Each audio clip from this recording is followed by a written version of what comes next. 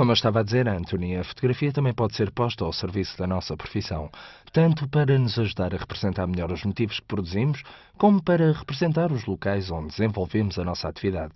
Neste caso, a componente fundamental deste género fotográfico é a parte descritiva, ou seja, mostrar o nosso produto da melhor maneira possível e, sobretudo, conseguir sublinhar as características essenciais que nos interessa transmitir ao observador.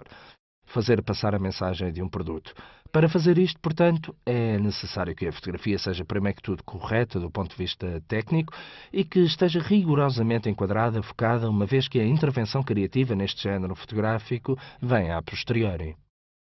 Só quando a fotografia é considerada estilisticamente perfeita e perfeita do ponto de vista de exposição, é que o fotógrafo pode intervir introduzindo a sua própria interpretação pessoal, a qual deve ter sempre o propósito de mostrar da melhor maneira possível as características do tema fotografado.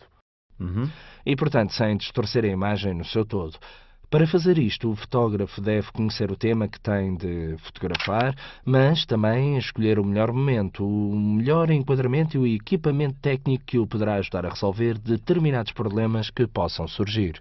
Presumo que são precisas máquinas fotográficas um pouco diferentes, máquinas fotográficas diferentes. Bem, depende do tipo de fotografia que temos diante de nós. Imagina-te a fotografar um edifício de baixo para cima. Como vai aparecer na tua imagem? Bem, as linhas convergem num ponto. Realmente, a perspectiva fotográfica representa com linhas convergentes e não paralelas entre si.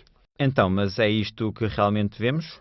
Sim, com efeito é a perspectiva real. O problema é que quando observamos ao vivo um tema deste género, o nosso cérebro interpreta os dados que lhe chegam e capta-os como se existissem linhas paralelas. Por exemplo, na pintura, até ao aparecimento da fotografia, todos os edifícios eram representados com linhas verticais perfeitamente paralelas.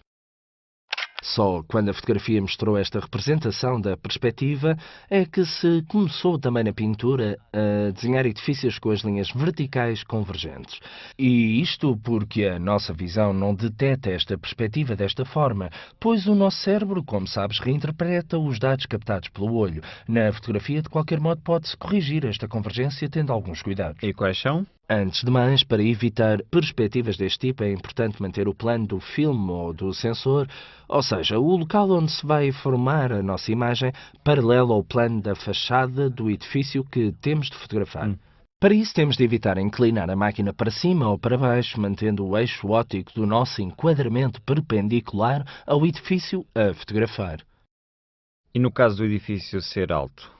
Realmente esse é o problema que se apresenta, visto que se não inclinarmos o eixo óptico e mantendo a máquina com o plano do filme paralelo ao do edifício, muitas vezes incluo demasiado do primeiro plano e do chão, arriscando-me a cortar uma parte do edifício.